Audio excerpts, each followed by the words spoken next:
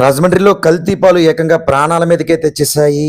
ఇప్పటి వరకు ఇద్దరు చనిపోగా 15 మంది ఆసుపత్రి బారిన పడుతున్నారు. ముఖ్యంగా ఇద్దరు మహిళలు చనిపోయారు.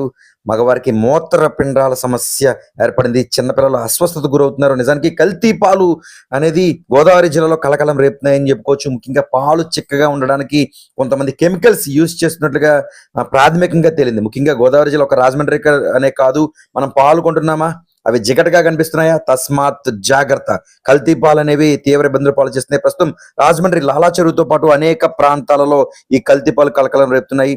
అనేక ప్రాంతాల నుంచి తెచ్చి ఈ పాలు అమ్మకాలు నిర్వహిస్తున్నారు. ముఖ్యంగా మనం పాలు కొనుగోలు చేసే ముందు జాగ్రత్తలు వహించకపోతే తస్మాత్ జాగ్రత్త. ప్రస్తుతం లాలా చెరువు ప్రాంతం సమీప ప్రాంతాల్లో ఈ కల్తీ పాలు కారణంగా ఇద్దరు చనిపోయారు. పలువురు ఆసుపత్రి బారిన పడుతున్నారు. దీంతో వైద్య ఆరోగ్య శాఖ అప్రమత్తమైంది.